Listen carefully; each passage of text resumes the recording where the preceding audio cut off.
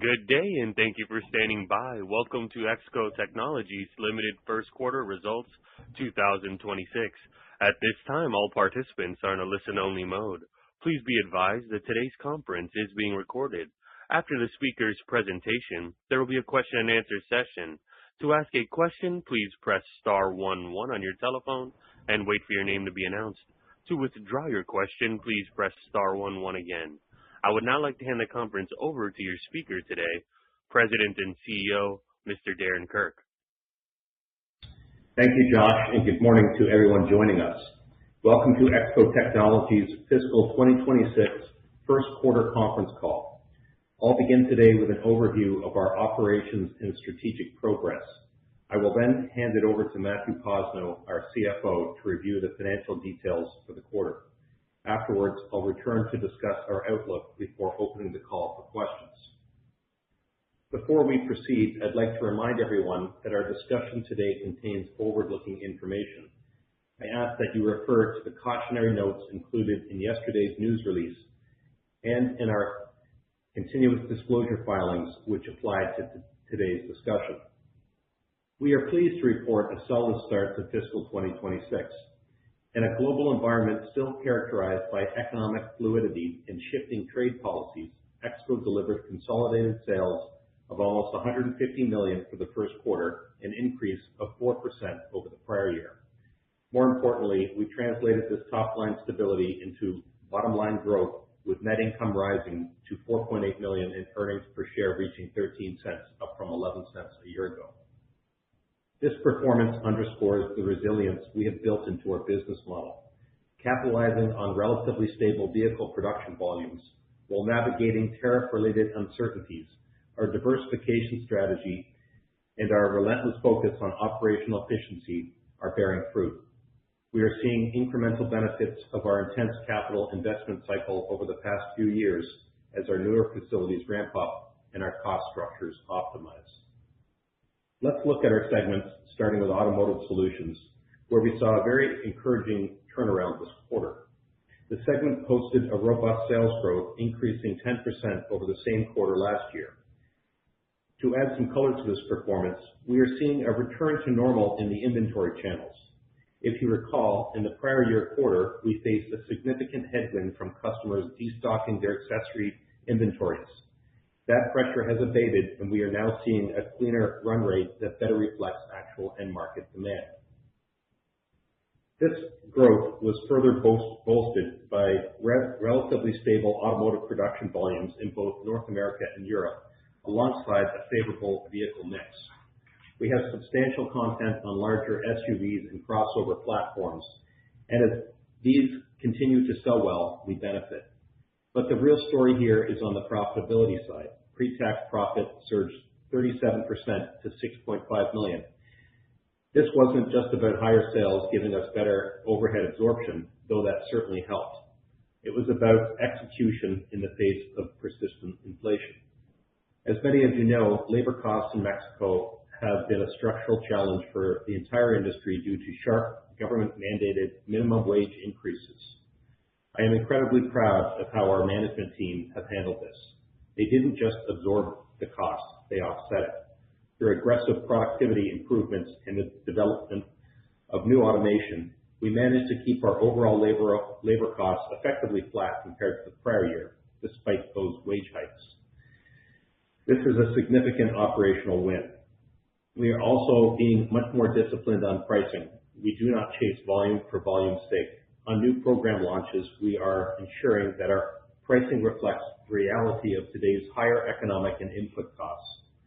This pricing discipline, combined with our stabilized cost structure, gives us confidence that we can sustain and improve these margins, even if the broader global economy softens. Turning to the Casting and Extrusion segment. Sales for the quarter were $70.2 million, down slightly by 2% compared to last year. It is important to flesh out the drivers here, as the top-line numbers mask some significant shifts in the market. Sales were negatively impacted by a sharp slowdown in die-cast molds, which was largely a reaction to the political landscape in the United States. When President Trump returned to office, Many OEMs paused or even canceled then current programs to assess the new regulatory and emissions landscape.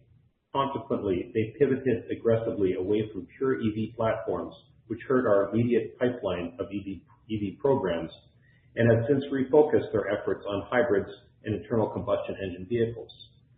The good news is that the dust is settling. Tooling demand for these hybrid and ICE platforms has picked up substantially in the past quarter, and our quoting activity is currently very strong. Given that lead times in this business are approximately 6 months, we expect die-cast tooling revenues will begin to tick up late in Q2 and then continue to improve for the remainder of the year. And while the EV timeline has shifted, electrification is continuing to move ahead, albeit at a slower pace. We remain confident that demand for giga and mega casting applications associated with EVs will rise in the future from a number of customers. And beyond automotive powertrain and structural applications, we are seeing a pickup in die-cast demand in other sectors. We are seeing activity in marine, heavy trucks, energy, and even telecom, which provides additional growth drivers and helps diversify our revenue base. Finally, the onshoring of tooling remains a significant tailwind for us. As supply chains regionalize, we are extremely well positioned to capture that volume as well. On the extrusion side, the business continued to perform well. I'd like to add some color to the dynamics of this market, as it has proven to be incredibly resilient. There are many shock absorbers built into this industry. Because the ultimate applications for aluminum extrusions are so diverse, ranging from building and construction to automotive to consumer goods, weakness in one area is often offset by strength in another. But beyond that, there is a counter-cyclical dynamic that plays to our benefit. When general extrusion activity slows, extruders tend to accept shorter production runs and more complex jobs to keep their presses utilized. These complex short-run jobs are actually more tooling intensive, which drives incremental demand for our dies. Furthermore, in slower market conditions, we often see demand for our capital equipment items increase. Extruders use these quieter periods to focus on maintenance of their operations and upgrade to efficiency, which benefits our cast tool business. Finally, we are seeing a powerful new demand vector emerging, the rise of artificial intelligence in data centers. These facilities generate immense heat and require massive amounts of aluminum extrusion for cooling solutions, such as complex heat sinks and structural racking. As the build-out of this digital infrastructure accelerates, it is driving demand for high-precision aluminum extrusions and, by extension, our advanced tooling. Before I discuss capital allocation, I want to highlight something that underpins all of these results: the incredible culture of innovation we have fostered at Exco. Innovation is not just the department here. It is woven into our DNA, from product development to process automation. I am incredibly proud of my teammates across the company for driving these advancements. We are seeing this clearly in our leadership with additively produced tooling, but also in less visible yet equally critical areas. For example, we are now utilizing machine learning and AI to automate complex programming tasks, reducing human error and speeding up our workflows. There are numerous examples like this across the company where our teams are challenging the status quo. Whether it is deploying increased automation in our automotive solutions group or utilizing 3D printing to solve complex cooling challenges for our die-cast customers, this culture of innovation is what allows us to stay ahead of the curve and deliver value even in challenging markets. With our major growth capital initiatives now largely complete, we are pivoting our capital allocation strategy. You will see capital spending trend below historical averages as we prioritize harvesting the returns from these investments. I will now turn the call over to Matthew to discuss the financial highlights in more detail. Thank you, Darren. Good morning, ladies and gentlemen. Consolidated sales for the first quarter ended December 31st, 2025 were $149.5 million compared to $143.6 million in the same quarter last year, an increase of $6 million or 4%. Foreign exchange movements increased sales by approximately $1 million, primarily due to the strengthening of the euro versus the Canadian dollar. Consolidated net income for the quarter was $4.8 million or 13 cents per share, compared with $4.2 million or 11 cents per share in the prior year quarter. The effective income tax rate for the quarter was 31.8% compared to 35.8% last year, reflecting geographic mix, foreign tax rate differentials, and losses that cannot be tax affected for accounting purposes. Quarterly consolidated EBITDA was $17.4 million, representing 12% of sales, compared to $16.7 million or 12% in the prior year period. First quarter sales in the Automotive Solutions segment were $79.3 million, up $7.2 million or 10% from the prior year quarter. The increase reflected relatively stable automotive production volumes in North America and Europe, new product launches, a favorable vehicle mix, and the impact of inventory destocking in the accessory channel during the prior year quarter. Sales should continue to benefit from recent and upcoming program launches, which will further increase content per vehicle, and quoting activity remains encouraging. Pre-tax profit for the Automotive Solutions segment was $6.5 million, an increase of $1.8 million or 37% from the prior year quarter. The improvement was driven by higher volumes and favorable mix, supporting improved overhead absorption.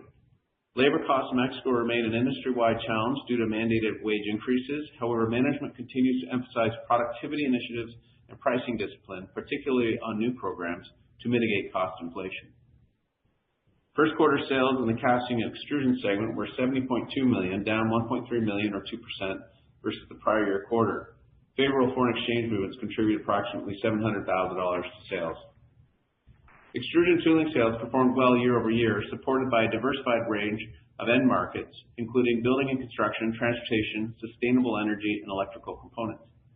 Die-cast tooling sales declined as OEMs deferred new program launches amid softer EV demand, regulatory uncertainty, and tariff-related considerations, with a shift toward hybrid and smaller internal combustion engine platforms.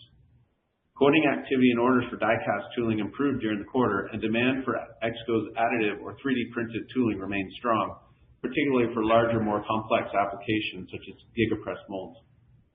The segment reported pre-tax profit of $3.5 million, down $200,000 or 6% from last year. The decline reflected lower volumes, unfavorable mix, higher direct labor and overhead costs, and increased depreciation. Performance at newer operations, including cast tool greenfield facilities in Extrusion Germany, weighed on results, as these remained a focus area for improvements as operations scale.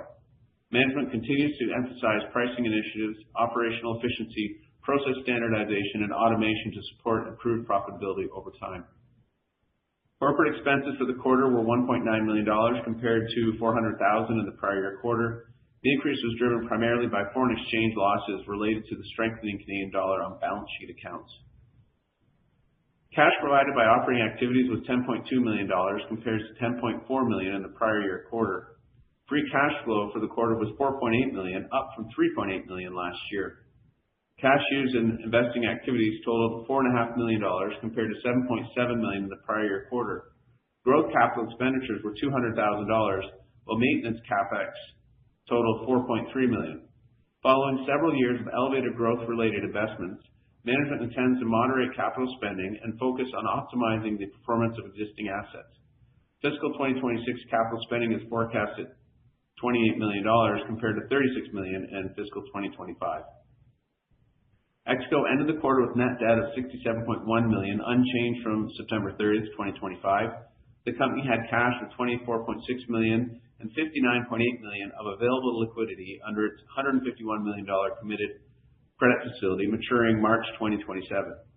Exco remained in compliance with all financial covenants at quarter end.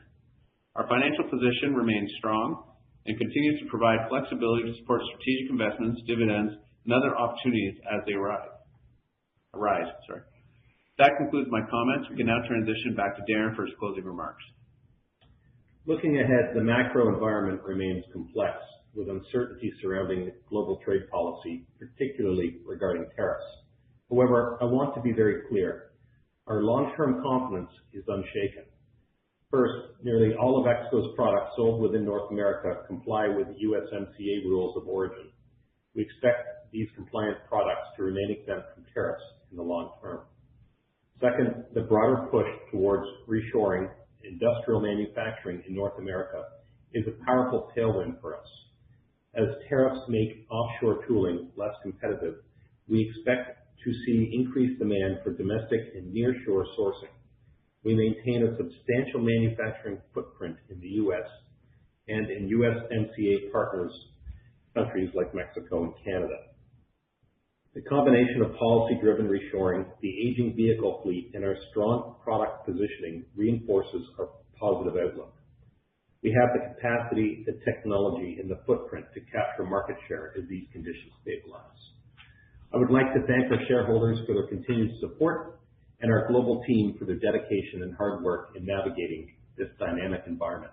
Operator, we are now ready to take questions. Thank you. As a reminder, to ask a question, please press star 11 on your telephone and wait for your name to be announced. To withdraw your question, please press star 11 again. One moment for questions. And our first question comes from Nick Corcoran with Acumen Capital Partners. You may proceed. Hi, guys. Just a couple questions from me. First, you mentioned that extrusion is used in AI data centers. Can you comment on what percentage of your business this is and what potential growth rate might be going forward? Yeah, good morning, Nick. So it's AI data centers is obviously an emerging end market for aluminum extrusions. It's in the low single digits currently, but it's growing well into the double digits. So it remains a tailwind for the foreseeable future, but albeit the current demand usage is a relatively low amount. That's fair. And then maybe switching gears, I know in the past you talked about organic growth and potential for acquisitions. I'm wondering what your M&A pipeline looks like right now. So the M&A pipeline it's not very robust, to be honest. We continue to look for tuck-in opportunities, but as we've kind of indicated, the real focus is harvesting the investments that we have made through the prior CapEx cycle. But we do certainly remain interested in looking out for acquisition activities. Our balance sheet remains very strong, and we have liquidity capacity to pursue that. Great. That's all for me. Thanks for taking my questions. Thanks, Nick. Thanks, Nick. Thank you. I would now like to turn the call back over to Mr. Darren Kirk for any closing remarks. Okay, well, thanks everyone for joining us today. We look forward to speaking again when we release our Q2 results. Thank you. This concludes the conference. Thank you for your participation. You may now disconnect.